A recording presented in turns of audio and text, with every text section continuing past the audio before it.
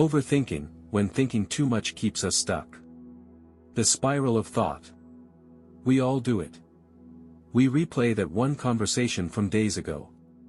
What we said, how we said it, what we should have said instead. We analyze every glance, every pause, every moment that didn't land quite right. And when we're not looking backward, we're casting our minds forward. Imagining every possible outcome of a decision. Until we're too paralyzed to make one at all. This is overthinking. And on the surface, it looks productive. It looks like responsibility. Like foresight. Like we're just being careful. But if we're honest, overthinking rarely brings peace. It brings spirals. It brings doubt. It brings that heavy, stuck feeling. As if we're walking in circles inside our own mind. We think, if I just understand it better, I'll feel better. If I prepare for every possible failure, I'll avoid pain. If I keep replaying it, maybe I'll figure out what went wrong. But more thinking doesn't always bring clarity. Sometimes it just brings distance. From our intuition, from our feelings, from the moment we're in. We start living in our heads, drafting mental essays, predicting imaginary conversations, trying to win battles that haven't even begun. And in the process, we lose touch with a softer truth, that not all problems are solved by thought alone. Some are felt through. Moved through. Lived through. Because real life doesn't wait for perfect certainty. It moves, awkwardly, beautifully, through doubt. It asks us to act not because we have all the answers, but because action itself creates clarity. Thinking has its place. But it is not always the way out. Sometimes, the way forward begins. When we pause the loop, and simply feel where we are. The illusion of control. At the heart of overthinking lies a quiet, familiar hope: if I think enough, I can avoid pain. If I prepare for every outcome, nothing will surprise me.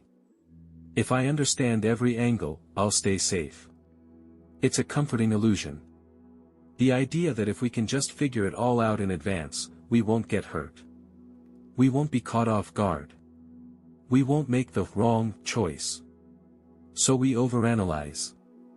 We draft entire futures in our minds, we imagine conversations that may never happen, we seek signs, red flags, assurances. Anything to avoid the unknown. But the truth is this: life is uncertain by nature. And no amount of thinking can change that. Control, in the way our minds crave it, is an illusion. We can't predict how others will feel, how circumstances will shift, what tomorrow will bring. And yet we try, not because we're irrational, but because we're human. Because we've been hurt. Because uncertainty feels vulnerable. Because it reminds us how little we truly know. But here's the quiet paradox: the more we try to control everything in our minds, the more out of control we tend to feel in our hearts. We lose sleep replaying moments we can't change. We miss opportunities waiting for certainty that never comes. We avoid love, risks, and joy, just in case it ends in pain. In trying to protect ourselves, we sometimes end up building a prison of thoughts. One where safety is prioritized so highly that life itself can't fully enter. But what if the goal wasn't control? What if the goal was trust? Trusting that we can handle what comes. That we can learn from what hurts. That we don't need to have all the answers to begin. Letting go of control doesn't mean giving up. It means making space. For growth, for mistakes, for aliveness.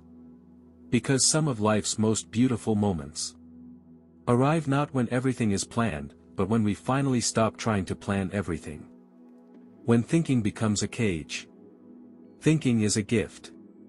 It helps us grow, create, reflect, make sense of our world. But when thinking turns into overthinking, it quietly becomes a trap. It starts small, a passing worry, a need to understand, a feeling that something isn't quite right. But then, instead of moving through that feeling, we stay with it. We analyze it. We question it again and again. And suddenly, one thought becomes a loop we can't escape. The mind begins to turn against itself. It becomes a constant narrator.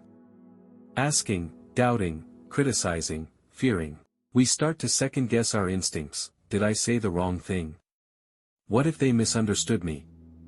What if I fail, or worse, what if I succeed and still feel empty? Overthinking makes everything feel heavier. Small choices begin to feel like major crossroads. Simple conversations replay like courtroom transcripts. Every silence feels suspicious. Every glance feels loaded. And so we delay. We stall. We wait for a right moment that never comes. We don't call. We don't apply. We don't say how we feel. Not because we don't care. But because we've convinced ourselves that thinking more will eventually bring clarity. But overthinking rarely brings clarity. It brings confusion. It brings fatigue. It brings distance, from others, and from ourselves. Because when we're trapped in our minds, we can't be present in our lives. We miss real connections while rehearsing imaginary ones. We miss opportunities while worrying about outcomes. We miss ourselves, the spontaneous, brave, imperfect versions. The ones that exist before we start editing and managing everything we feel. So what starts as caution slowly becomes paralysis. A quiet kind of self-betrayal, where the need to be certain overrides the need to be real. But awareness is a door. And naming the cage is the first step to stepping out of it. The way out begins with letting go. The mind loves certainty. It seeks patterns, reasons, answers. It believes that if we just think hard enough, we'll find the one perfect path that guarantees no regret. But life doesn't work like that. No matter how much we think, there will always be unknowns. No matter how much we prepare, some things will still surprise us. And no matter how careful we are, we will still make mistakes, because we're human. The way out of overthinking isn't to find more answers. It's to make peace with not having them all. It begins with a pause, a gentle breath between the racing thoughts. A moment where we say, I don't need to solve everything right now. I don't need to know what's next to take one small step. Letting go doesn't mean being careless. It means choosing presence over paralysis. It means trusting that clarity often comes after action, not before. Instead of analyzing how a conversation might go, we just speak. Instead of replaying a message we sent, we allow it to exist, imperfectly, truthfully. Instead of trying to be perfect, we show up as we are. We start small, we send a text. We say, I don't know, out loud. We try something new even while shaking. We allow silence without rushing to fill it. And with every small act of release, we reclaim a little more space in our lives. Because the goal isn't to shut down our thoughts. It's to soften their grip. To let them pass through, like clouds, like wind. Without turning every passing breeze into a storm. Peace doesn't come from perfect control. It comes from trust. From learning that we can handle life as it comes, not because we've predicted every detail, but because we're learning to meet each moment with presence and self-compassion. Letting go isn't giving up. It's choosing freedom over fear. A gentle invitation. If your mind feels heavy from all the thinking, if you lie awake at night replaying every moment, questioning every choice, imagining every possible version of what could happen, you're not alone. Overthinking is not a flaw. It's a response. A response to fear, to pressure, to the deep desire to do things right. To not mess up. To be okay. But what if you didn't need to have it all figured out right now? What if your worth wasn't tied to perfect decisions? What if the most healing thing you could do was simply to give your mind some rest? You don't have to fix everything today. You don't have to anticipate every outcome. Maybe the bravest thing you can do in this moment is breathe. Be here. Feel your feet on the ground.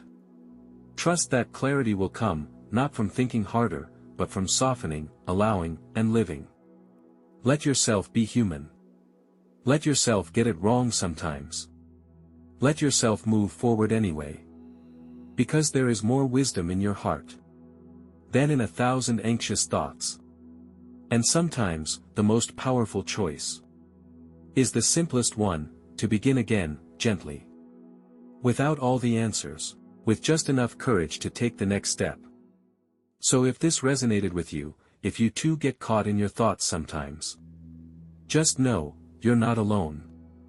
And if you're looking for calm, honest reflections like this, subscribe to the channel.